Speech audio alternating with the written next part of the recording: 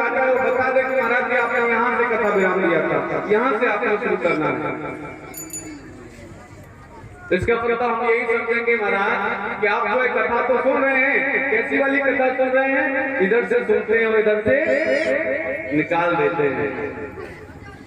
मैं ये नहीं कहता कि जो मैं कह रहा हूँ सब लोग आप अपने मन में उसको धारण करो, वैसे ही आचरण करो। जो बात तो तुम्हें यहाँ से मन में घर कर जाए, ध्यान देना, जो बात अच्छी लगे उसको स्वीकार करो ना। अरे खराब बात तो छोड़ दो महाराज, हालांकि तो मैं खराब बात को यहाँ से बता नहीं सकता, कह नहीं सकता, लेकिन फिर भी यदि जो अच्छी बातें हैं आपके जीवन में उतारने योग्य, ऐसा लगता है कि आपका जीवन कई बातों को सुनकर के बदल सकता है, कुछ बदलाव आपके जीवन में आ सकता है, तो क्यों ना उन बातों का पालन करना अपने मन में। तो इसीलिए मैं बताता था, कल हमने कथा को विराम दिया था वेद व्यास की जो माता है सत्यवती, याद आया? बोले बांके बिहारी लाल की, जोर से देखकर बोल बांके बिहारी लाल की। लेकिन अब नहीं भूलना है, कहीं भी विराम रखा होगी याद रखना है, कल से सुनना, सब ध्यान देना। और जो नहीं बता पाएगा उसके नंबर कट कर दिए जाएंगे। नंबर माने कि आप लोग कथा नहीं सुन रहे हो। 3 प्रकार के श्रोता होते हैं, ध्यान देना, मैं बताता हूँ। एक होता है सरोता, जो आता है बैठ करके नींद की झपकी लेता है, कब 3 घंटे निकल गए कोई पता नहीं चलते, से माँ बाप बैठे रहते हैं, हाथ करके से झपकी ले रहे थे। एक होता है सरोता, जिसको पान में भरने वाली सुपारी को काटा जाता है ना, उसको सरोता कहते हैं। 2 हुए, एक होता है श्रोता, श्रोता माने जो श्रवण करता है, जो चीज जिसे बताई जा रही है प्यार से ध्यान से सुन रहा है। मैं आपको बुरा भला कहने के लिए, मतलब क्या मजाल है मेरी, आप सब गांव वाले हो, क्या अकेला हूँ, महाराज वृंदावन से आया हूँ, आपको मैं बुरा भला कह सकता हूँ क्या? नहीं कह सकता। लेकिन दर्द होता है अपना मन का, जब कोई अपना बार बार गलत मार्ग पर चलता रहे और प्यार से कहने के बाद भी अगर ना संभले, जो अंदर से जो करुणा होती है ना, जो दर्द होता है ना, वो निकलता है। कुछ कठोर शब्द हो सकते हैं, मैं मानता हूँ, लेकिन ध्यान देना, मैं आपका हितैषी हूँ, मैं सर्व समाज का हितैषी हूँ। ऐसा ही नहीं कि मैं आपके लिए कह रहा हूँ, अरे आप सब लोग अपने, इसलिए मैं आपको समझा रहा हूँ, इतना मगज बंसी से नहीं मारते हम, कथा करते पर चले आते, समझे तो भला, न समझे तो भला। इसलिए माताओं से मेरा निवेदन, और देखिए पीछे तो ऐसे खड़े जैसे कोई यहाँ रासलीला हो रही हो, है जैसे कोई नौटंकी यहाँ नच रही हो, इस प्रकार का युवा खड़े हो जाते हैं पीछे जाकर के। अरे ये शांति का विषय है, ये शांति का विषय है, इसे बैठ करके सुनना चाहिए। ये आपको मिलाने वाली आपकी कथा है, आपके जीवन की हर एक बात यहाँ से मैं कहूँगा। इतनी सारी बातों में से कोई तो बात ऐसी होगी जो आपके जीवन में बिल्कुल मैच खा रही होगी, बिल्कुल टच कर रही होगी। अब सभी युवाओं से मेरा निवेदन है, युवा साथियों से, कि आप आकर के यहाँ बैठे और बैठ करके श्रवण करें, और आपको लगता है कि कोई योग्य बात कर रहा हूँ, उसको धारण करें ना, और आपको लगता है कि मैं अयोग्य बात कर रहा हूँ तो छोड़ दीजिए। और बुजुर्ग तो हमारे बैठे ही महाराज, वो तो सुनते ही हैं। युवा अवस्था आने के बाद जब बच्चे होने लगते हैं और जैसे ही 50 साल उम्र हो जाती है, बुजुर्ग की उम्र बाकी की केवल सुनने में गुजर जाती है। जानते ना, पिता बूढ़े हुए, माता बुढ़ी हो गई, हर क्लास में फर्क किया, और ऐसा रूम देते हैं जो बिल्कुल गेट के नजदीक हो, कोई आए जाए तो रखवाली करता रहे, कौन आ रहा है भैया, कौन जा रहा है, डंडा लेके बैठा देते, मानो कि कहना तो नहीं चाहिए, लेकिन ये बहुत बेकार, मेरे हिसाब से बहुत गलत बात है। जब जब बुजुर्गों की सेवा करने का समय आया तब तब तुम बुजुर्गों को घर से बाहर कहीं खेतों पर रहने के लिए छोड़ देते हो, कहीं बाहर घर से रोटी डाल देते हो। अरे वो घर उन्होंने अपनी मेहनत से सजोया है, एक एक ईंट उसके खून पसीने की कमाई की लगी हुई है, और उसकी बनाई हुई चीज को तुम भोग करने के लिए उसको ही दिखा दे रहे हो। ये मानवता नहीं है, ये पशुता है महाराज। तो कल आप लोगों ने सुना और मुझे लगता है कि कहीं हद तक आप लोगों ने समझा होगा, और मैं पूरा प्रयास ये करता रहूंगा 60 दिन लगातार आपको कुछ ना कुछ समझ में आता रहे।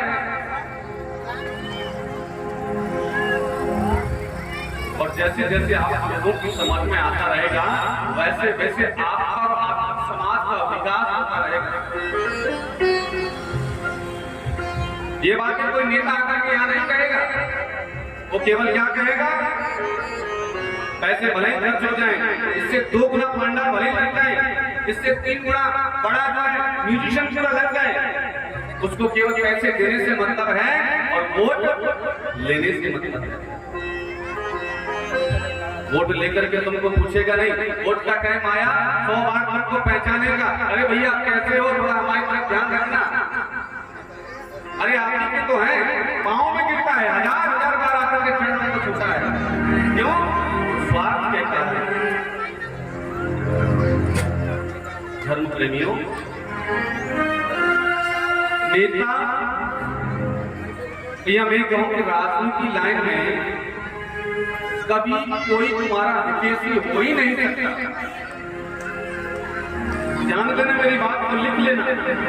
राजनीति लाइन में अगर तुमको लगता है कि फलाना फलाना व्यक्ति फलाना ठिकाना प्रधान जो है मेरा बहुत करीबी है, याद रखना आपातकालीन समय आने पर तुम्हें वो धोखा दे जाएगा, तुम्हारा साथ नहीं देगा। जिस पर ज्यादा भरोसा करोगे वो तुम्हारा भरोसा तोड़ेगा। महाराज आंख बंद करके भरोसा करना भी नहीं चाहिए। इसीलिए पहले व्यक्ति को देखो, समझो, जानो, परखो, उसके बाद उसको जो है अपनाओ, चाहे मित्र के रूप में, चाहे भाई के रूप में, चाहे अपने सगे संबंधियों के रूप में, चाहे अपने नेता के रूप में। और ये तो बहुत राजनीति बातें हैं, इसमें हमें ज्यादा ध्यान देना मुझे लगता है कि नहीं चाहिए। हमें केवल अपने परिवार में ध्यान देना चाहिए, क्योंकि जिसके लिए हम आए हैं वो हम आप लोगों को परोसना चाहते हैं। आपने देखा है जैसे जैसे हलवाई बदलता है ना, वैसे वैसे खाने का जो स्वाद है ना वो बदलने लगता है। कोई हलवाई आएगा बहुत अच्छा बना के चला गया, अपना गाँव कहता है उसने भंडारों को किया, लेकिन उसका हलवाई बहुत अच्छा था, इनाम देते हैं हलवाई। आप यहाँ कोई भंडारा करने आते हैं कि नहीं आते हैं? हलवाई लोग बहुत अच्छा खाना बनाते हैं तो तुरंत इनाम उनको देते होंगे, और उनसे भी अच्छा कभी कभी आ जाते हैं तो वो कहते होंगे कि भाई पहले जो आए थे उससे कई गुना अच्छे ये भोजन बना रहे हैं, बहुत आनंद आया, बहुत स्वाद आया बनाई हुई सामान में, बनाए हुए भोजन में पदार्थ। तो क्या है, ठीक वैसे ही भागवत वही है। बड़े बड़े वक्ता टीवी चैनलों पर आज भागवत कर रहे हैं, एक से एक बड़े बड़े वक्ता। पांडाल भी वही है, कोई भिन्न नहीं है। साउंड भी वही है, माइक भी वही है। जिस माइक से वो बोलते हैं उसी माइक से मैं भी बोल रहा हूँ। जिस साउंड में आकर के हमारा म्यूजिशियन चलता है उसी साउंड में हमारा म्यूजिशियन आपको मीठी मीठी आवाजें सुनाई दे रही है। फर्क क्या है? जैसे हलवाई बदलता है वैसे वैसे खाने का स्वाद बदल जाता है। बोला ना, हलवाई दूसरा है। पता चलो वो लोग बड़े हलवाई होंगे महाराज, जब तक 11 लाख की दक्षिणा नहीं लेंगे तब तक कथा करने के लिए आते नहीं है। और कथाओं में कोई शास्त्रगत बातें ही नहीं है उनकी कथा में, दुनिया संसार की बातें,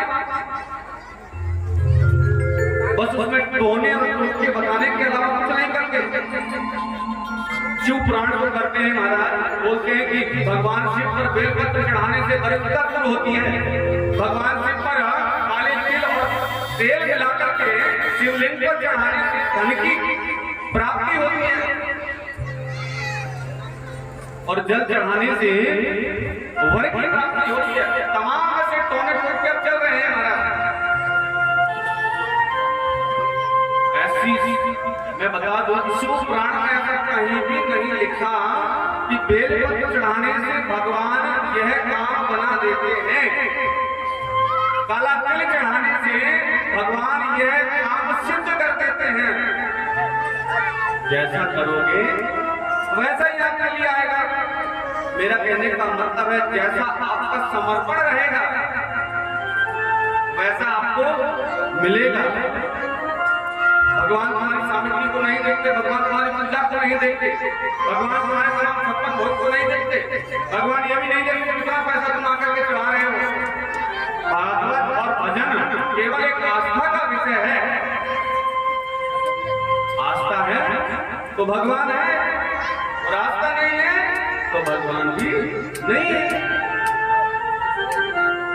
भगवान आस्था का नाम है। मंदिरों में मूर्ति बना करके यहाँ बैठे हुए हैं, जगह जगह मंदिरों में लाइन लगी हुई है। अच्छा, कोई ऐसा एटीएम मुझे बताओ जहाँ आप लोग जाते हो और निकाल कर ले आते हो। बोलेंगे महाराज किसी बात है, बैंक में हमारा अकाउंट खुला हुआ है, जमा भी करते हैं, एटीएम से निकाल लेते हैं। लेकिन एक एटीएम ऐसा भी है जिसमें केवल तुम जमा करोगे, पैसे डिपॉजिट करोगे, कभी निकाल सकते नहीं। बोले कौन निकालेगा? बोले एटीएम का जो मालिक होगा वो निकालेगा। फिर क्या होगा? एटीएम का मालिक उस पैसे को निकाल के अपने बच्चों को अच्छी एजुकेशन देगा, विदेश भेजेगा। तो ऐसा एटीएम खोलता है महाराज, मंदिरों में जाकर के दान पत्र के बड़े बड़े डब्बे रखे हुए हैं, वहां केवल उनको देना पड़ता है, लेना नहीं पड़ता। अगर आपने भगवान को दिया है तो भगवान ने तुमसे मांगा कि मुझे तुम दक्षिणा चढ़ा के जाओ। तुम्हारी आस्था से तुमने चढ़ावा दिया, और आपत्ति में अगर आपको आवश्यकता पड़ी, आपका बच्चा बीमार हुआ और ऐसी स्थिति आ गई कि चारों तरफ से आपको पैसा नहीं मिल रहा हो, दौड़े दौड़े आप मंदिर में जाकर के कहो कि प्रभु मैंने आपके यहाँ पैसे चढ़ाए थे, इतने दिन से मैं चढ़ाता आ रहा हूँ, आज मुझे जरूरत है तो मुझे आज कुछ पैसे मिलेंगे। मिलेंगे क्या? पुजारी जी एक रुपया लेगा, तुम्हारे पिछवाड़े में 4 मार के घर से बाहर निकाल देगा मंदिर से, और तब भी नहीं जाओगे तो 4 पुलिस वाले लेके अंदर करवा देगा और आया पैसा लेने के लिए। मैं कहना चाहता हूँ कि दान वहां करो जहां दान देने की जगह है, पात्र और पात्रता देख के दान करो। अपात्र के हाथों में दान मत करो। मंदिर में दिया हुआ दान एक पुजारी से ले लेता है, उसकी कमेटी बनी हुई होती है, अपने बच्चों को IAS बनाता है और विदेश में भेज देता है, बड़े बड़े बिजनेस करता है उस पैसे से। जरा भीतर की निगाह से आप जाकर के देखो मंदिरों में क्या दशा है। दान कहाँ देना चाहिए? मैंने फिर बोला, कल भी मैंने समझाया कि पाठ और पात्रता देख करके दान करना चाहिए। आपको लगता है कि आपके पास में, आपके गांव में या रहा चलते कहीं भी आपको ऐसा व्यक्ति मिल जाए कि जिसके पाँव में चप्पल नहीं है, ठंड का समय है, सर्दी लग रही है, कब कबाता हुआ चल रहा है, ऐसे व्यक्ति को जूता दान कर दो, ऐसे व्यक्ति को चप्पलें दान कर दो, ऐसे व्यक्ति को स्वेटर दान कर दो, वह दान होता है। आपको लगता है कि आपके परिवार में, आपके समाज में या अन्य समाज में कहीं भी कोई बेटी विवाह के योग्य है और उसके माता पिता विवाह करने में असमर्थ है, धन नहीं है, तो चंदा इकट्ठा करके अगर सामर्थ्य है तो तुम अकेले करो, सामर्थ्य नहीं है तो 2 लोगों से भी दान करने के लिए करो। जितना दान हमने किया और जितना कम लोगों ने किया उसमें से 25% दान की अधिकारी भागीदारी आपकी होगी, आपको पुण्य मिलेगा। इसीलिए मैं आपको, और ये दान करने की ये भी एक जगह है, मैं ये नहीं कहता कि मेरे पास चढ़ा के चले जाओ, नहीं, टेंट भी लगा हुआ है, साउंड भी लगा हुआ है, हमारे कलाकार भी आए हुए हैं, हमारे आचार्य भी आए हुए हैं। अब मुझे बताओ, फ्री में तुमको कोई काम कराने के लिए बुलाए तो क्या तुम काम करने के लिए जाओगे? क्यों भैया, जाओगे क्या? अभी कोई पड़ोसी आपको कह दे या कोई गांव का व्यक्ति आपके कह दे कि हमारे खेत में आपके ट्रैक्टर से बुआई करनी है, जरा आप हमारा ट्रैक्टर लेकर कि आ जाइए, 100 बातें आपको सुना देगा, तेरा नौकर हूं क्या? ठीक वैसे ही लोग वृंदावन से आए हुए, हमारे कलाकार भी वृंदावन से आए हुए, हमारे आचार्य भी प्रयागराज से आए हुए, दूर दूर से लोग आए हुए हैं। यहाँ क्यों आए हुए हैं? आपके लिए आए हुए हैं। और ऐसा नहीं है केवल ये सेवा करने के लिए आए हैं, सेवा करने के साथ साथ अपने परिवार का भी देखते हैं। ध्यान देना, आपका कोई बच्चा कहीं विदेश में काम कर रहा है, कहीं कंपनी में काम कर रहा है, किसके लिए कर रहा है? अपना घर चलाने के लिए। तो आज यहाँ भी कहीं ना कहीं हमारे सिंगर हैं, हमारे म्यूजिशियन हैं, हमारे पैड वाले, ऑर्गन वाले भैया, हमारे आचार्य जो है, माइक वाले, साउंड वाले, टेंट वाले भैया, आप सभी में से कोई ना कोई यहाँ पे कोई कमाई कर रहा है अपने बच्चों के लिए, 2 वक्त का भोजन खाने के लिए। तो कोई आराम से बैठा बैठा सुन रहा है महाराज, ऐसा है कि नहीं? हम अपने लिए नहीं कमाते, बिहारी जी की कृपा है, सब कुछ दिया हुआ है। कोई नहीं है घर में, परिवार में कुछ भी, लेकिन हमने संकल्प लिया कि हम समाज के बीच में जागृति करेंगे, समाज के युवाओं का एक संगठन बनाएंगे, समाज के युवाओं को जगाएंगे, अलग जगाएंगे कि लोग जाग रहे हैं, शिक्षित बन जाएंगे। तो जब शिक्षित बन जाएंगे तो कहीं ना कहीं समाज का नाम रोशन होगा।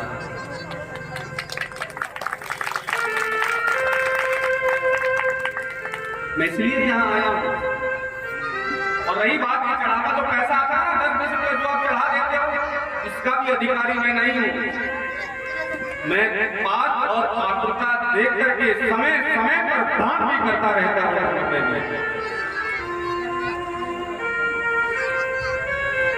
और आपके गांव में, आपके इलाके में कहीं भी अगर लगता है कि कोई गरीब व्यक्ति है कि महाराज जी उनके माँ बाप बहुत गरीब हैं, विवाह करने के लिए असमर्थ हैं, तो आप हमें फोन करिए। सायंकाल का समय है, पढ़ करके जा रहे हैं, आप हमें फोन करो और मैं अपनी पूरी टीम के साथ में आऊंगा। बिल्कुल निःशुल्क उस बेटी का विवाह का दायित्व मैं सौंप करके उसका विवाह करा के जाऊंगा।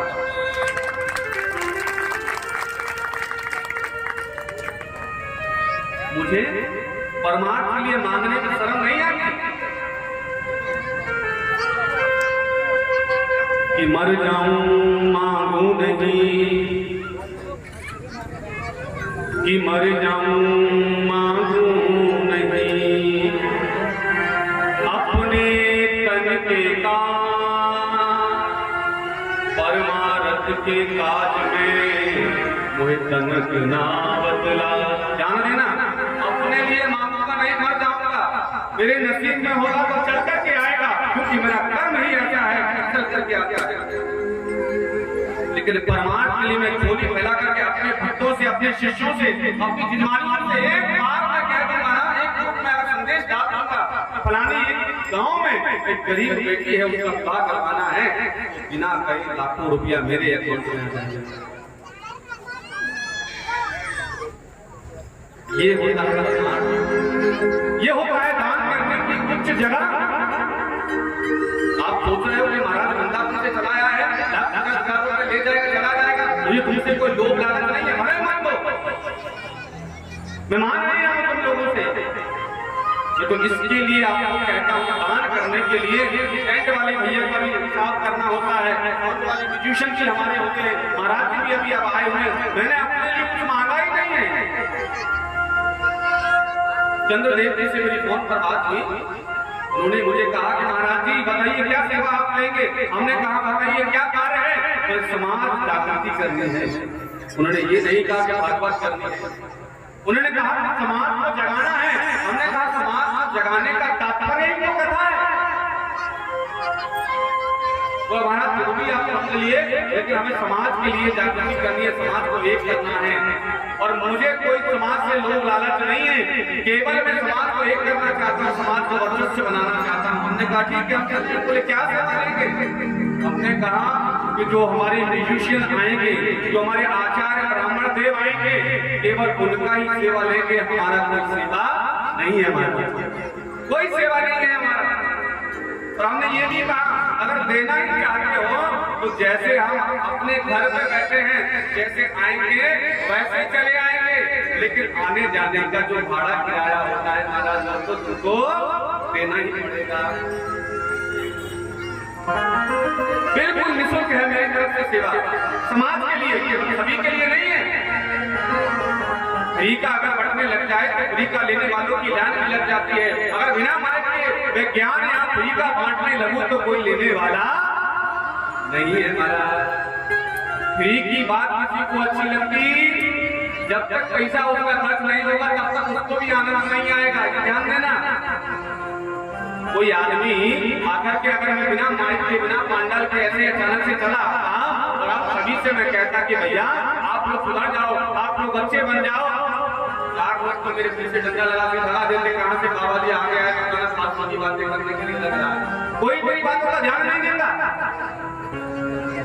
इसलिए एक कथा एक बहाना है, वास्तव में आप सभी लोगों को दिखाना है।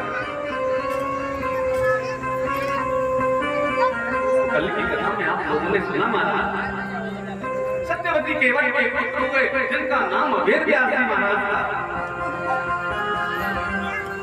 वेद व्यास कौन है? जिन्होंने इस ग्रंथ को लिखा है, जिन्होंने इस शास्त्र को लिखा है, वो है वेद व्यास। कौन लिखा कागज पे? ध्यान देना, वेद व्यास कौन है? जिन्होंने इस शास्त्र को लिखा है वो वेद व्यास है। 18 पुराणों की जिन्होंने रचना की है वो वेद व्यास है। 4 वेदों को जिसने लिखा है वो वेद व्यास है। उनकी मां का नाम क्या है? सत्यवती केवट। केवट निषाद है, हाँ केवट निषाद। अगर निषादों ने, अगर केवटों ने पक्षपात किया होता तो कह देते और लिख देते इसमें कि इसका अधिकारी केवल केवट ही है, केवल निषाद ही है। लेकिन हमारे आपके पूर्वजों ने पक्षपात नहीं किया महाराज, सबके लिए दे दिया। बोले किसके लिए है? संपूर्ण जनमानस के लिए है ये कथा। सभी लोग सुनेंगे, मन की शांति होगी महाराज। इसीलिए मैंने आपको कल भी कहा था, ध्यान देना, शरीर के लिए भोजन और आत्मा के लिए भजन बहुत जरूरी होता है। शरीर के लिए भोजन और आत्मा के लिए भजन बहुत जरूरी होता है। और भजन का तात्पर्य केवल माला धूली लेकर के बैठ जाना ही नहीं होता। अच्छे विचार हमेशा हमारे मन में चलते रहे, ये भजन है। अच्छे लोगों की संगत आप करते रहे, ये भजन है। और अच्छी समाज में हम बैठे, ये भजन और साधुत्व दोनों ही है। चोला पहन लेने से कोई साधु बाबा नहीं बन जाता, ध्यान देना। जिसका मन शांत है, जो समाज सेवा में रत है, वह साधु है, भले ही वो जींस क्यों नहीं पहनता हो महाराज। तो सत्यवती केवट के वेद व्यास जी महाराज हुए। और वेद व्यास जी महाराज जब हुए, पराशर को पता चला कि सत्यवती ने मुझे छोड़ दिया, अर्थात मेरे बच्चे को भी छोड़ दिया, उसे कर्म कांडी बनाया, वेद पाठी बनाया और वेदों की रचना की। वेदों की रचना की। उसके बाद धर्म प्रेमियों, सत्यवती के मन में बड़ी जिज्ञासा है, ध्यान देना।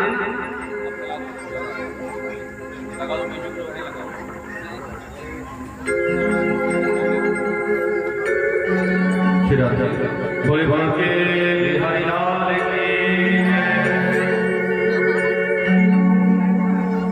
एक मां के जीवन में और एक बेटी के जीवन में जो संघर्ष व्यतीत होता है वो किसी के जीवन में नहीं होता।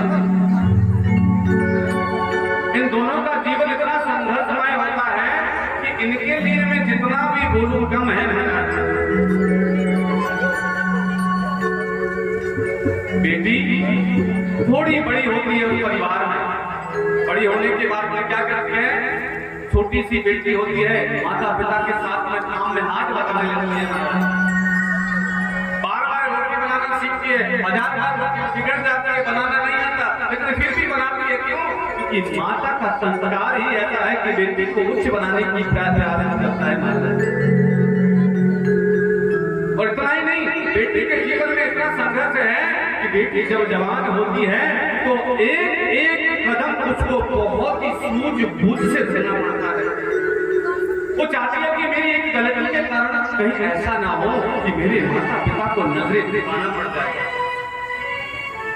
वो सोचती है कि मेरी कोई ऐसी गलती ना हो जाए जिससे मेरे माता पिता समाज में, गांव में, पड़ोस में सर उठा करके देख ना सके। बेटी माता पिता की इज्जत का जितना ख्याल रखती है ना, बेटा नहीं होता। सत्य कह रहा हूं।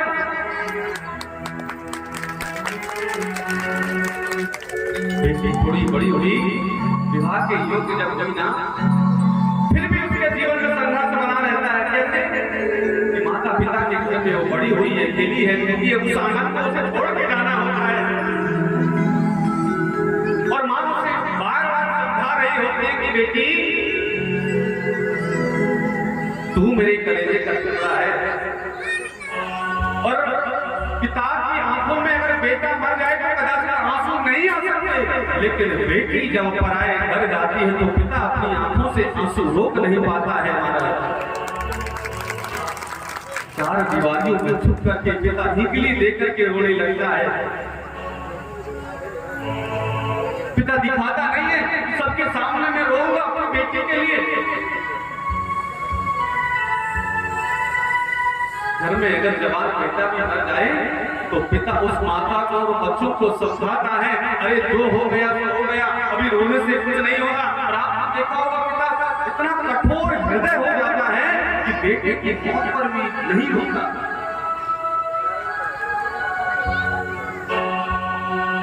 लेकिन जिस बेटी ने जिस आंगन में खेल कूद करके बड़ी हुई और बड़ी होने के बाद में पराए हाथों में सौंपने की जब बात आती है ना, तो वो पिता अंदर से टूट जाता है। वो सोचता है कि कहीं ऐसा ना हो कि मेरी बेटी से कोई अपराध हो जाए और मुझे और मेरे परिवार को सामने वाला परिवार गाली दे, कहीं मेरे संस्कार में कोई कमी तो नहीं रहेगी। माँ भी बार बार सोचती है कि क्या क्या सिखाऊं मैं अपनी बेटी को। रोटी बनाना सिखाती है, भोजन बनाना सिखाती है, काम काज करना सिखाती है, हर एक जीवन की वो चीज सिखाती है माँ बेटी को जो उसके जीवन में चाहिए होती है। महाराज बेटी मैंने गलत किया, बताया जितना वर्णन किया जाए बेटी के बारे में कम है। बेटी का विवाह होता है, संग की सहेलियां, माता पिता, सगे संबंधी, भाई जिनके साथ में बचपन हमने बिताया महाराज, थोड़ी सी लड़ाई हो जाती, एक दूसरे को मारते महाराज, भाई बहन में लड़ाई हो जाती तो थोड़ी देर लड़ाई होती फिर से एक हो जाते। और जब बहन घर से जाने लगती है तो भैया भी अंदर से रोने लगता है कि भाई अब ना जाने कब मेरी बहन आएगी। और राखी बंधन पे शायद आए भी ना आए, क्योंकि मेरी बहन का जोर दूसरे घर पर चलने वाला नहीं है। मेरी बहन यहाँ रहती थी तो राखी भी मैं डांट के बदवा लिया करता था, लेकिन मेरी बहन आज से पढ़ाई हो गई है तो मैं भी जोर दे सकता नहीं।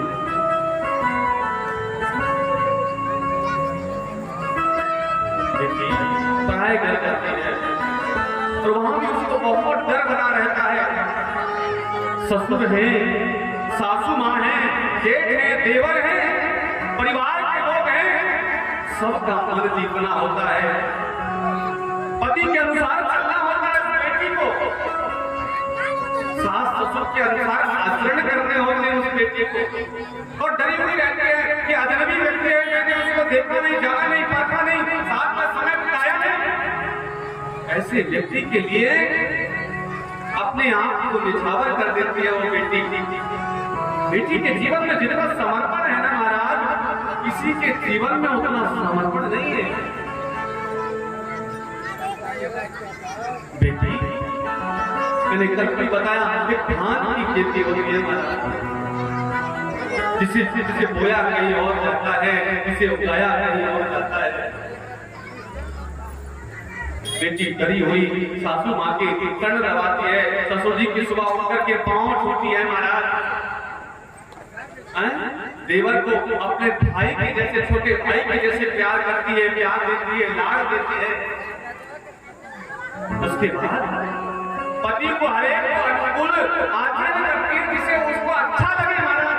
कहीं ऐसा ना हो कि मेरे किसी आचरण से इनका मन दुखित हो जाए और मेरे परिवार को गाली सुननी पड़े। वह सब कुछ बेटी करती है। और आप भी किसी की बेटी हो महाराज, ध्यान देना, आपकी भी कोई बेटी होगी।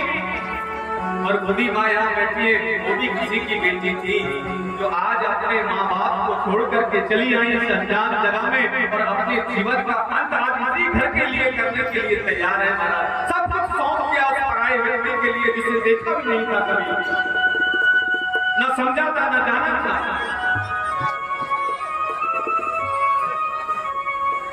ऐसे बेटियों के जीवन में भी परमात्मा ने कष्ट पर कष्ट लिख दिए, दुख पर दुख लिख दिए। ऐसी बेटियों की गोद भी परमात्मा ने खाली रख दी। 3 से 4 बेटी तो मेरे पास में आई महाराज, वो ये कह रही है कि बाबा 4 से 5 साल हो गया, हमें कोई संतान नहीं है। एक बोली कि हमें 10 से 12 साल हो गया, हमें कोई संतान नहीं है। ध्यान देना, माँ की अंगना को छोड़ करके पराये घर में बेटी जाती है और पराये घर में सबका मन जीतती है, सबके आदर करती है। उसके बाद भी उसकी अगर गोद खाली रहे तो बेटी के जीवन में इससे बड़ा दुख और कोई नहीं हो सकता। इससे बड़ा कोई दुख है तो मुझे बताओ, इससे बड़ा दुख बेटी के जीवन में है ही नहीं। बेटी चाहती है कि मेरा बेटी हो जाए या बेटा हो जाए, जो भी हो जाए, मैं ये नहीं चाहता कि मुझे बेटा होना चाहिए। अरे लोग मुझे बांध के नाम से नहीं जाने, बस ये कलंक मेरे माथे से मिट जाए, मैं ये चाहता हूं। ऐसा बेटी चाहता। और आज 3 दिन से आप 2 दिन से आप लोग कथा सुन रहे हैं। तृतीय दिवस की कथा में आप सभी लोग बैठे हुए हैं। मैं भागवत महारानी से, ये साक्षात ईश्वर है, ब्रह्म है, आपके पूर्वजों की धरोहर है। सच्चे हृदय से आपसे मैं निवेदन करता हूँ कि जो व्यक्ति जो भावना लेकर के आपकी कथा को सुन रहा है, हे ईश्वर, हे हरि, उसकी भावना को पूर्ण कर देते हैं।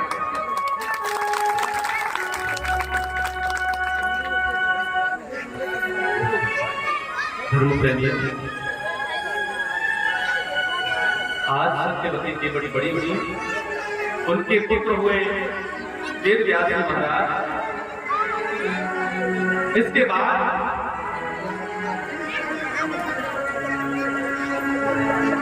सत्यवती के जो पिता हैं, जिनका नाम दासराज केवट है, और ऐसे दासराज केवट नहीं कोई मांझी हो या कोई नाव चलाने वाले हो, नहीं, चक्रवर्ती राजा सम्राट।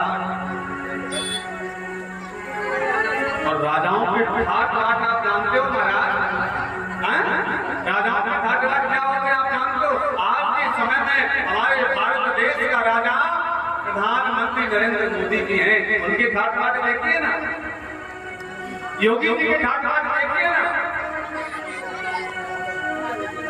जो राजा होता है, जो मंत्री होता है, उसके ठाट बाट अलग होते हैं। इसी समय पर पहले देश नहीं हुआ करते थे, पहले राज्य हुआ करते थे, अलग अलग राज्यों के अलग अलग राजा हुआ करते थे। निषद देश के राजा राजा नल साथ के, हमारा ध्यान देना, ये शिव पुराण में लिखा हुआ है, और मैं बिना प्रमाण के कहीं भी कथा नहीं करता। अपने मन से जो आया वो कर दिया, ऐसा मैं बनता नहीं। जो लोगों ने नहीं बताया बस वह बताने की मैं कोशिश करता हूँ। आपको लगता होगा कुछ नया सिखा रहे हैं महाराज, भागवत में ऐसा कर नहीं सुना हमने। जब आपको एक ही चीज सुनाई जा रही है तो बताइए आपको कोई दूसरी चीज कैसे समझ में आएगी। शिव पुराण में वर्णन मिलता है इस देश के राजा नल निषाद हुए और नल निषाद इतने सुंदर थे कि अश्विनी कुमारों से भी ज्यादा उनकी सुंदरता थी महाराज। जानते ना, इतने सुंदर थे कि देवताओं को एक साइड में खड़ा कर दिया जाए और राजा नल को एक साइड में खड़ा कर दिया जाए तो राजा नल उनसे भिन्न दिखाई देते। उनके सामने वो ऐसे प्रतीत होते मानो कि कोई अरे गहरे कोई देव नहीं, ऐसे राजा नल। और ये शिव पुराण की कथा अगर आपके यहाँ पे होती हो ना शिव पुराण की, तो बाबा हिंदी में लिखा होगा तो आप उसको जरूर पढ़ना, आपको समझ में आएगा। राजा नल निषाद की कथा उसमें है। सब देश के राजा चक्रवर्ती राजा नल निषाद हुए जिनका विवाह दमयंती के साथ में हुआ। और आला ढोलाओं को गाया जाता है ना, भाई रामचंद्र के आला ढोलाओं को बताया गया है नल निषाद के बारे में, लेकिन निषाद शब्द वहां भी बोला नहीं गया। हाँ, निषाद शब्द नहीं बोला गया, बस राजा नल के बारे में बताया गया, दमयंती के बारे में बताया गया। एक से एक राजा, एक से एक महारथी आपके पूर्वज हुए हैं महाराज। लेकिन हम आपकी कथा को सुना करके भी तो क्या करें, लेकिन जब तक आपको कोई बदलाव न दिखाई दे तो हमें नहीं लगता कि हमें आपको आपकी ही कथा सुनानी चाहिए। फिर तो ऐसा है कि हम टाइम पास करें और फिर चलते बने जाना चाहिए। अगर आप लोगों को समझ में आता हो, आप लोगों को उसके अंदर आचरण करने आते हो, या आपको लगता हो कि हमारे समझ जैसे है तो हमें भी कुछ करना चाहिए, तब तो मुझे भी कहने और सुनाने में बड़ा आनंद आएगा।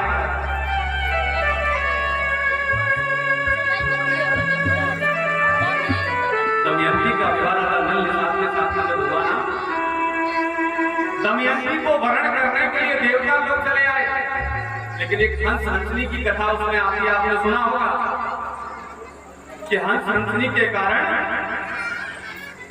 वह दोनों का मिलन होता है। उसके बाद उन दोनों का आंशिक विवाह होता है, जिसे शास्त्रों में गंधर्व विवाह कहते हैं। विवाह भी होता है। ऐसे ऐसे महारथी, ऐसे ऐसे राजा, धर्म प्रेमियों, दासराज केवट की पुत्री सत्यवती के पुत्र वेदव्यास जी महाराज हैं, जिन्होंने शास्त्रों की रचना की है। और उनके बाद में सत्यवती का विवाह शांतनु के साथ में हो जाता है। ध्यान देना, हस्तिनापुर के राजा शांतनु इंद्रप्रस्थ अर्थात दिल्ली, हस्तिनापुर के राजा शांतनु है। और शांतनु की एक पत्नी है जिसका नाम है गंगा। उसका एक पुत्र है, उसका एक पुत्र है जिसका नाम है प्रियोव्रत। धर्म प्रेमियों, शांतनु जब सत्यवती को देखता है, उस कथा में लिखा है कि सत्यवती के अंदर से एक मछली की बू आती थी महाराज। एक राजकुमारी होने के बाद में क्या उसको इतना भी ज्ञान नहीं था कि अपने शरीर का शुद्धिकरण करके ना रह सके। सिंदवेरपुर में आज भी और भूतकाल में जो सरकारें गई हैं, इंदिरा गांधी के समय में ट्रक भर भर के वहां से आभूषण सोना ले जाया गया। ऐसा कोई राजा मुझे बता दीजिए किसी के पूर्वजों ने वहां पर राज खजाना छुपाया हो और वो भारत सरकार को मिला हो। ऐसा केवल एक ही राजा है, वह सिंदवेरपुर के श्री निषाद राजा।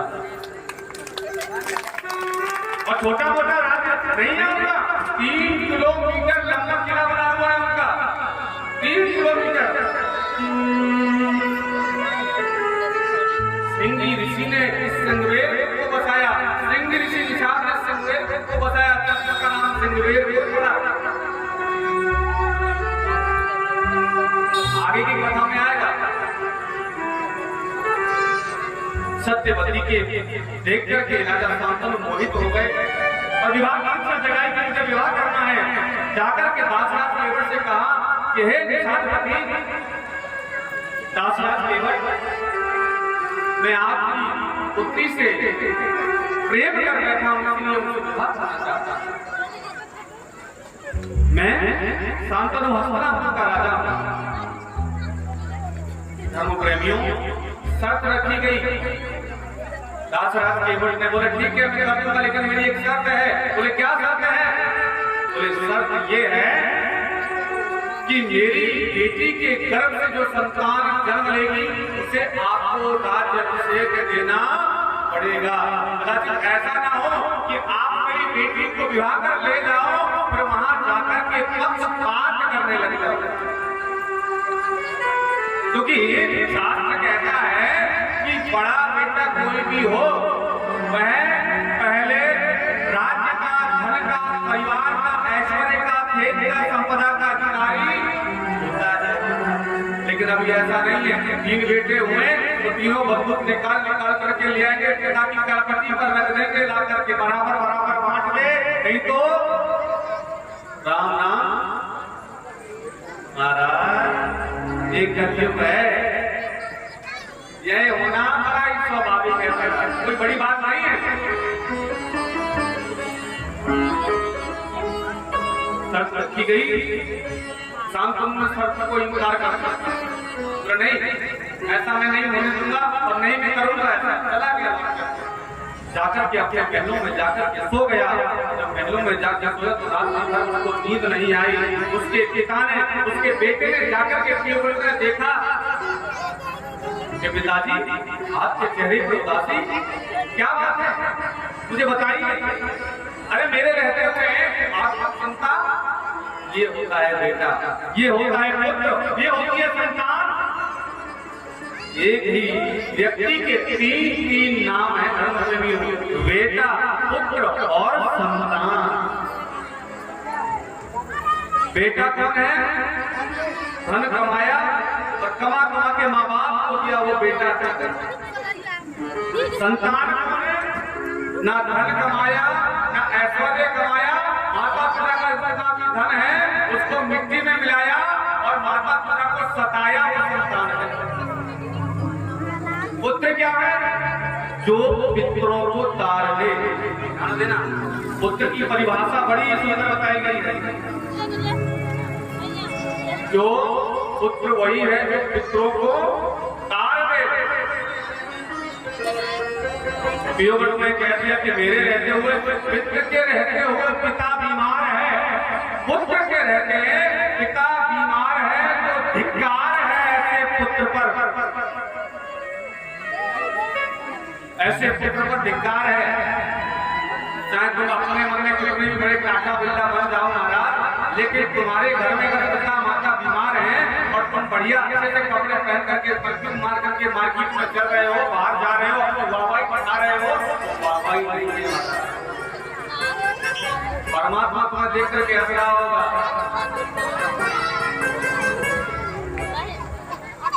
शांति बना के बैठिए, ये बच्चों को थोड़ा शांति बना के बैठाइए, चुपचाप बैठाइए।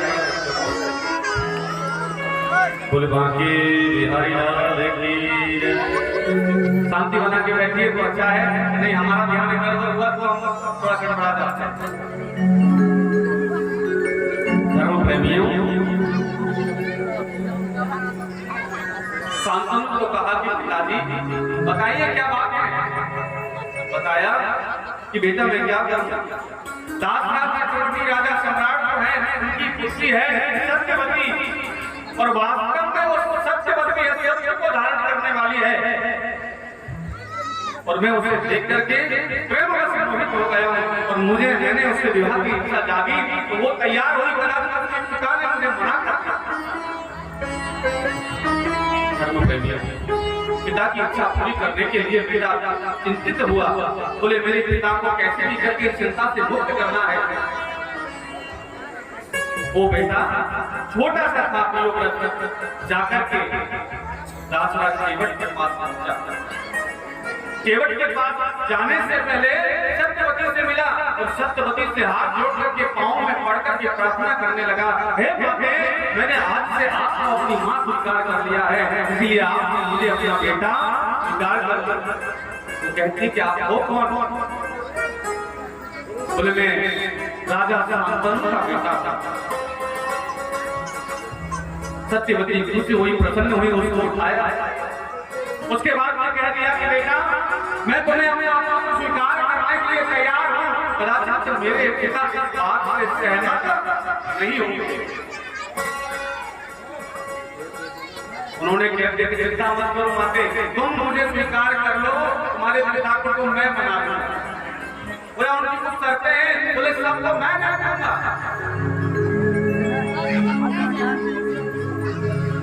प्रेमियों प्रियव्रत जो है दासराज केवट के पास पहुंचा और दासराज केवट का वही शर्त रखी जो उसने कहा से रखी कि बेटा मैं तुम्हारे पिता के साथ अपनी पुत्री का विवाह दे सकता हूँ, किंतु मेरी शर्त है। बोले क्या?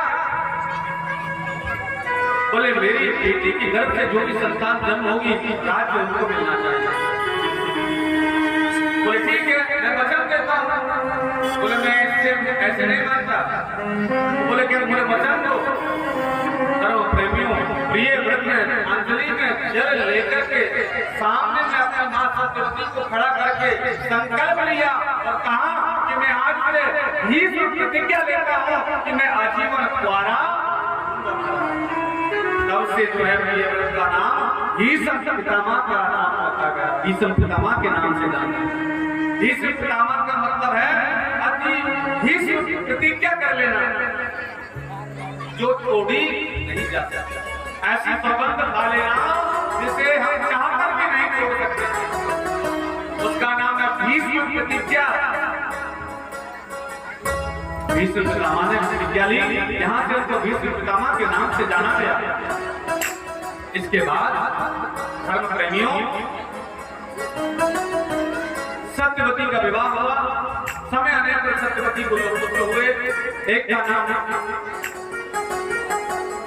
सत्यवती के दो पुत्र हुए और उन दो पुत्रों का विवाह हुआ। और जब विवाह हुआ तो उनकी पत्नी का नाम था अम्बा और अम्बालिका। अम्बा और अम्बालिका के साथ में उनका विवाह हुआ। दोनों पुत्रों का नाम था विचित्रवीर और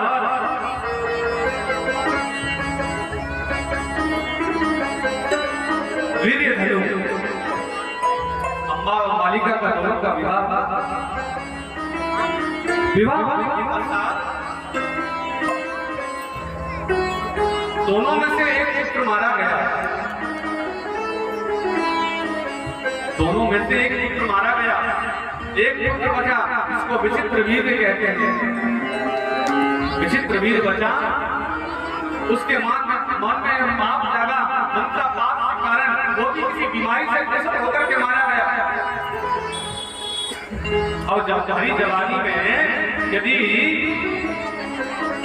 किसी की मां उजड़ जाए तो धर्म प्रेमी आप समझ सकते हैं उसका दुख क्या हो।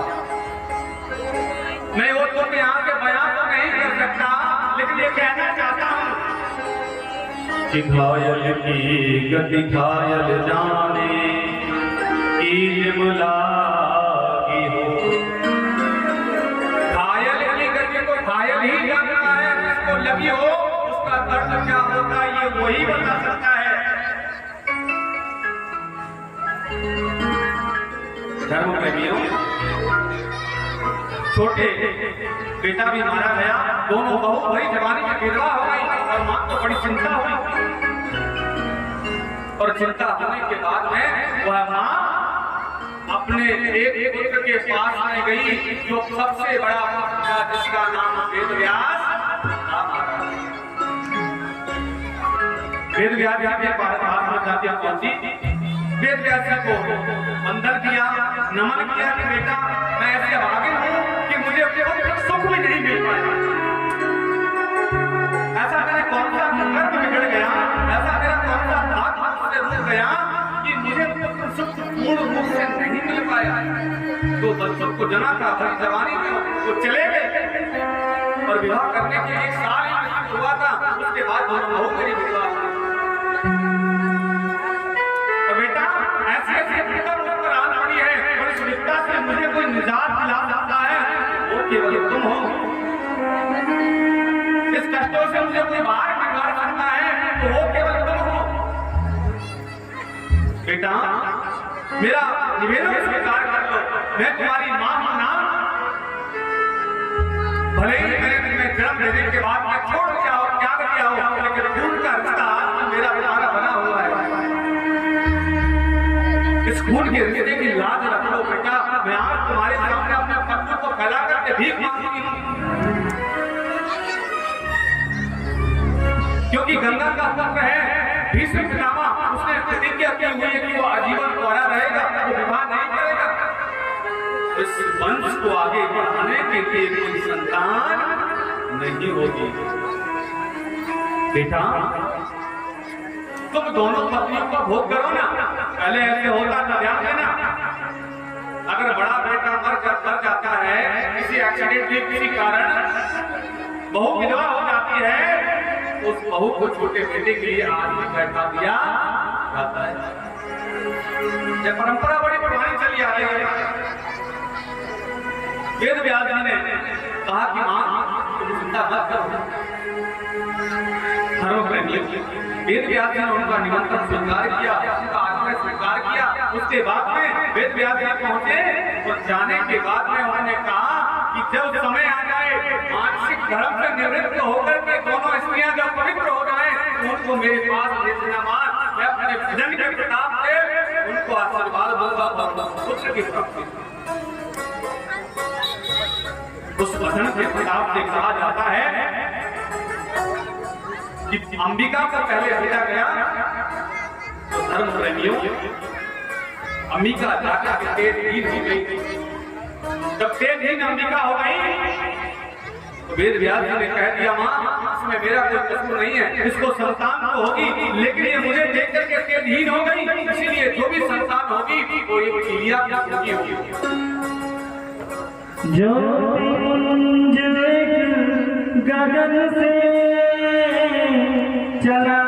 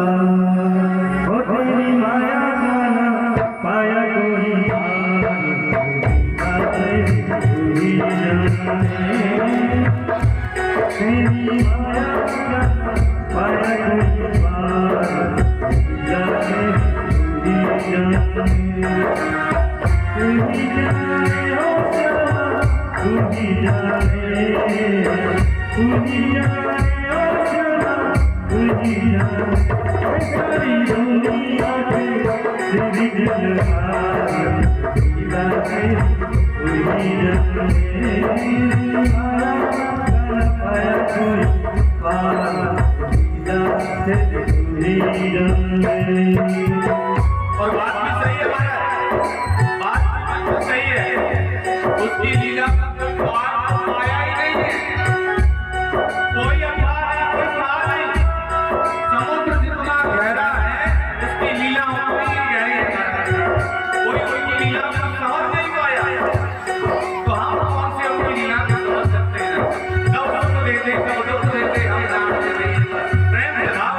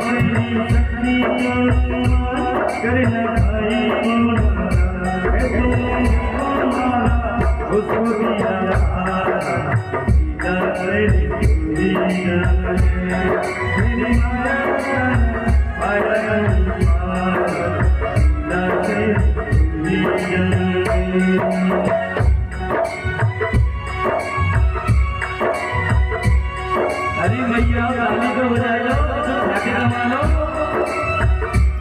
प्रेम से भाव से कभी लोग खाली हो जाते हैं। भक्ति में घूमते हुए एकता और बाकी नहीं आई जय हो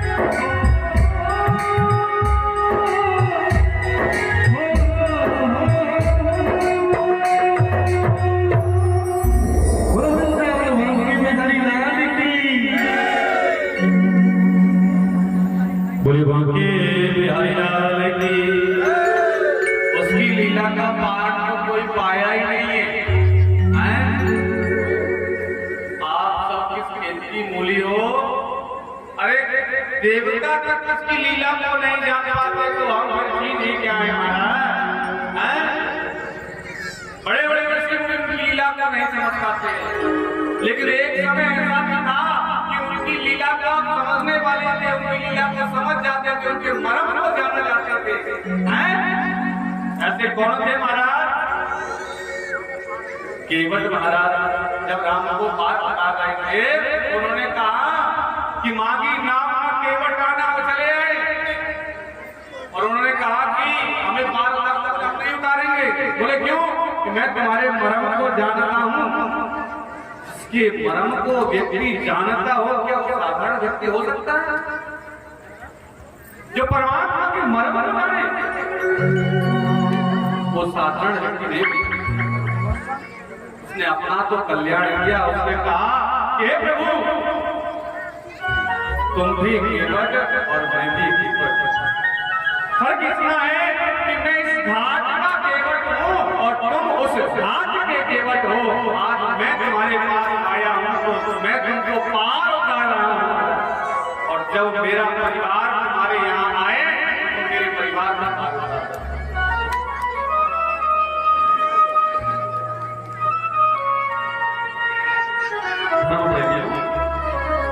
अंबिका को भेजा, अंबिका को जब भेजा गया तो बताया कि इसने हमें देखकर के तेजहीन हो गई महाराज। और जब तेजहीन हो गई तो व्यास जी ने कह दिया कि मां इसको बच्चा तो होगा लेकिन अल्पायु होगा, और अल्पायु के साथ साथ हो सकता है कि किसी रोग से वो पीड़ित भी हो महाराज।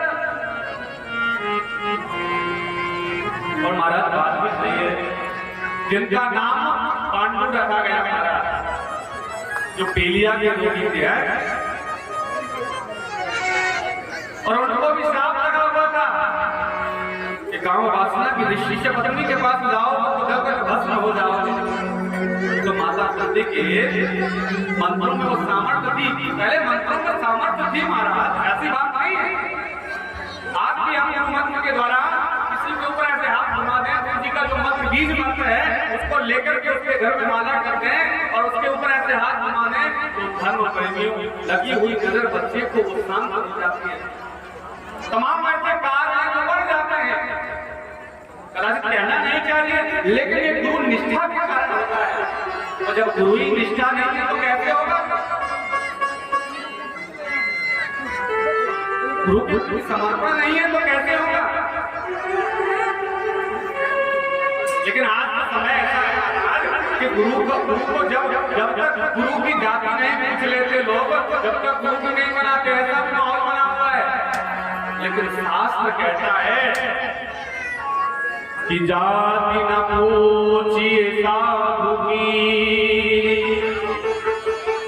और पूछ लीजिए ज्ञान। साधु की कोई जाति है नहीं, उसकी जाति पूछो ही मत, इससे तो केवल ज्ञान की माता। ये पूछो कि हमें क्या करना चाहिए जिससे हमें घर में शांति हो, हमें क्या करना चाहिए जैसे हमारे बच्चे हमारी बात मानने लगते हैं, ऐसे कैसे आचरण हमें करने चाहिए जिन आचरणों को कर करके हमारे घर में सुख और समृद्धि आए। 100 घरों में से 100 घर ही किसी न किसी दुख से पीड़ित है हमारा, ऐसा कोई नहीं जो किसी दुख से पीड़ित हो। सत्यवती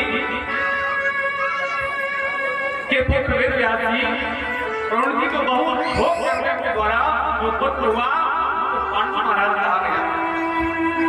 और जब अंबालिका को भेजा तो अंबालिका को जब भेजा तो वो है उस संत के उस वेदव्यास के तेज को देख ना सकी और आंखें बंद कर दी। शास्त्र कहता है कि इसी कारण से उसको जो पुत्र हुआ वो अंधा हुआ, जिसे धृतराष्ट्र कहा गया। अब मां को पता चला, अरे मेरे 2 बेटे होंगे, एक को पीलिया का रोगी अल्पायु होगा और दूसरा अंधा, और दोनों किसी काम के नहीं। ये राज्य आगे चलेगा तो चलेगा कैसे? अब और चिंता होने लगी। एक अंधा होगा, एक जो है पीलिया का रोगी होगा, और वो भी अल्पायु होगा, जल्दी मर जाएगा, और अंधा जा सकता नहीं है, और ज्यादा चिंता होने लगी।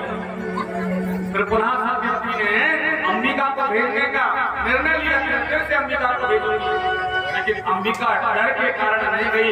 अंबिका की जगह पर अंबिका ने अपनी सहेली दासी को जाकर के भेज दिया वेद व्यास जी के पास में। और जब दासी को भेजा तो उन्हीं दासी के महाराज विदुर जी महाराज हुए। दासी पुत्र विदुर जिनको कहा जाता है। अब लगाइए, महाराज पांडु और धृतराष्ट्र और विदुर महाराज, ध्यान देना, बहुत समझदारी की बात कर रहा हूँ, बहुत सारे लोगों को पता नहीं होगा। सत्यवती, अच्छा पहले क्या था मैं आपको बता देता हूँ। अभी बेटे का किसका नाम मिलता है?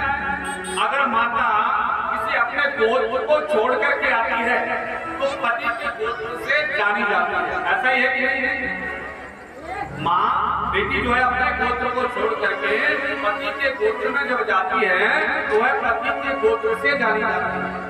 प्लस उसकी जो संतान होती है वो पिता के नाम से जानी जाती है, ऐसा ही है ना? लेकिन पहले ऐसा नहीं था। क्यों नहीं था मैं बता रहा हूँ। द्वापर की बात है, त्रेता युग की बात है, जब भगवान कृष्ण जन्म लिए यशोदा के लाल बताई। भगवान राम ने जब जन्म लिया तो कौशल्या नंदन कहा महाराज, और स्त्री को प्रधानता उस समय दी जाती थी, पुरुष प्रधान नहीं था उस समय, क्योंकि स्त्री बता सकती है कि इसके पेट में किसका गर्भ पल रहा है, पुरुष नहीं बता सकता। धर्म प्रेमियों, स्त्री प्रधान देश था हमारा। और उस समय देखा होगा भीष्म पितामह के जो माँ है गंगा है, और उनको गंगा पुत्र के नाम से जानते कि नहीं जानते? शांतनु का कोई पुत्र कहता हुआ सुना है आज तक आप लोगों ने? कोई नहीं कहता है शांतनु का पुत्र है, सब लोग कहते हैं गंगा पुत्र है, गंगा पुत्र है, गंगा का पुत्र है। और जब माँ का प्रधानता दी जा रही है, गंगा का वो पुत्र है, तो उसी समय की उसी पीरियड की बात है महाराज। तो सत्यवती के पुत्र वेद व्यास जी हुए, तो उनको सत्यवती का पुत्र क्यों नहीं कहा गया महाराज? बताइए ना, उनको पाराशर नंदन क्यों कहा गया? पिता का नाम क्यों दिया गया महाराज?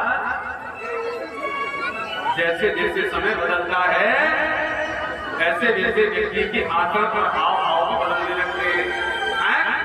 मैंने बताया था कल की कथा में, नालंदा विश्वविद्यालय जब चला दिया गया, भारत का संविधान, भारत का इतिहास, भारत के साथ भूल भूल में जब चलते रहे, धर्म प्रेमी और स्मरण शक्ति जिस व्यक्ति के पास थी, उन्होंने भी अपने आप अपने मनसा पर जो मुझे याद है इसमें लिखा है, उसे अगर लिखूंगा तो अपने शब्दों में लिखूंगा, ना तो लिखा है कुछ शब्दों में लिखूंगा। ध्यान देना, बच्चा स्कूल में जब पढ़ता है किसी संत का या किसी कवि का जीवन परिचय यदि आपने याद किया तो उसे आप अपने लेख में लिखोगे, जो याद किया है रखा है तो उसे लेख में लिखोगे। बताइए, जो सुबल होगा, जो सरल होगा, जो आपको लगता होगा कि उन शब्दों में लिखने से अच्छा होगा, उसी शब्दों में बच्चा लिखता है ना।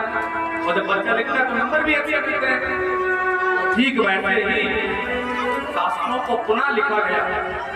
शास्त्रों को जब लिखा गया तो मुगल शासक जब चला गया, जैसे अंग्रेजियों को बताई, तो इतिहास में मिलता है महाराज कि अंग्रेजों ने एक एक श्लोक को बदलने के लिए एक एक क्या किया गया था। और उस समय संस्कृत को पढ़ने और लिखने वाले केवल गुने चुने लोग थे, ज्यादा नहीं थे। और उसी समय से लेकर के आज तक अंग्रेज गए यहाँ भारत छोड़ करके, तो कह करके गए थे कि हम भारत को जरूर छोड़ेंगे, लेकिन आने वाले भविष्य में भारत की हम ऐसी शिक्षा व्यवस्था बना देंगे कि भारत 7 पीढ़ियों तक गुलाम रहेगा। मैंने आपको कल भी बताया। और आज गुलाम नहीं तो क्या है? जाति के नाम पर हम लोग बटे हुए हैं, ऊंच नीच के भाव में हम लोग बटे हुए हैं।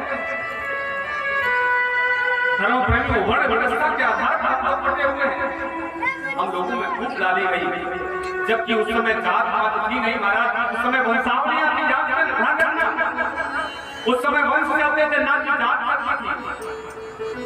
रघुवंश, सूर्यवंश, चंद्रवंश, चोलवंश, तमाम वंश हुए महाराज। वंशावलियां उस समय चलती थी, ना कि कोई जात। और उसी समय एक वंश हुआ, उसे निषाद वंश कहा गया, इसको निषाद संस्कृति के नाम से जाना गया।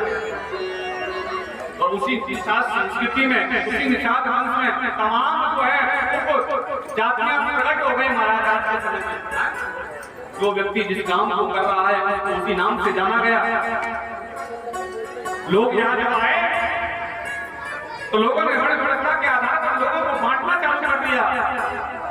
जिन लोगों ने बात को मान लिया महाराज, जिन लोगों ने उसकी हाँ में हाँ मिला दिया, जैसे आज हमारी समाज के लोग जो हैं किसी दूसरे व्यक्ति के हाँ में हाँ मिला देते हैं तो अपने समाज को गिराने के लिए चंद पैसे के लिए उसका साथ देते हैं महाराज। ठीक वैसे ही उनका साथ दे दिया, उनको क्षत्रिय बना दिया महाराज। तुम हमारी रक्षा करने के लिए हो, क्योंकि तुम्हारे ही लोग हमें मारना चाहते हैं, तो तुम ही हो जो हमें बता सकते हो। क्या है? उसको क्षत्रिय बना दिया महाराज। और वैसे किसको बनाया? कहते जाओ अन्न उगा करके लेके आओ, फसल उगाओ और हमारे लिए भोजन की व्यवस्था करो। और भोजन नहीं इस समय तो था महाराज, तमाम ऐसे कबीले थे उस समय, अन्न का था ही नहीं। व्यक्ति जो है विज्ञान को देखा जाए तो उस समय में आदि मानव थे जो अग्नि को भी नहीं जानते थे। बहुत पहले अग्नि का आविष्कार हुआ हमारा स्कूल में हमने पढ़ा है। पत्थर से पत्थर घिस करके अग्नि चालू करना, आग जलाना उन्होंने सीखा। उस समय कोई अनाज नहीं था, कोई अन्न नहीं था, मांस क्या किया करते थे, शिकार किया करते थे। ऐसे लोग थे आदि मानव लोग। कोई मुझे बताएगा उनका धर्म कौन सा था? कोई मुझे बताएगा उनकी बिरादरी कौन सी? नहीं बता सकते। जात बिरादरियां हम तुम लोगों ने बनाई हैं, विधाता ने कोई जात बिरादरी नहीं बनाई। ऊंच नीच की भावना हम तुम लोगों ने पैदा की है, ऊपर से ऊंच नीच की भावना पैदा नहीं हुई। उसको वैश्य बनाया गया और जिसको कह दिया कि जाओ हमारे लोग जो मर जाएंगे उनको उठाकर तुम दाह मत कर, और जाकर के उल्टा सीधा नीच से नीच गिरे से गिरा काम उनको दे दिया गया। उनको शूद्र कहा गया, उनको शूद्र बना दिया गया। और जिन लोगों ने गुलामी स्वीकार नहीं की उनको आदिवासी कहा गया। तो जंगलों में रहना स्वीकार किया लेकिन गुलामी स्वीकार नहीं की। जो आदिवासी कहलाए, जो कोई भी कहलाए, जनधर्म कहलाए, ऐसे लोगों ने जो है गुलामी स्वीकार नहीं की। यहीं से ये चार वर्ण बने, पंचम वर्ण के रूप में आदिवासी जाने गए महाराज। यानी कि आप सब लोग जाने गए पंचम वर्ण। ये प्रसारित नहीं हुआ, लोगों ने बताया नहीं, समझाया नहीं। चार वर्णों की बात आती है, चार वर्णों में आपका कहीं स्थान है ही नहीं। पंचम वर्ण के रूप में जो गुलामी स्वीकार ना करें, ऐसे वंशज आप हो और आज गुलामी की जंजीरों में ऐसे जकड़े हुए हो जाकर के तुम लोग निकल नहीं पा रहे हो।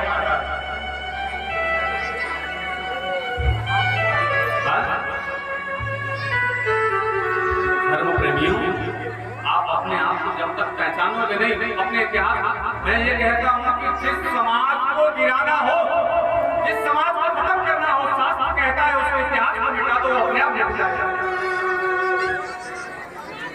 जिस समाज को बनाना हो उस समाज के इतिहास को बना दो, उस समाज अपने आप बन जाएगा। और आज हम लोग इस इतिहास को बनाने में लगे हैं, इस इतिहास को जगह जगह फैलाने में लगे हैं।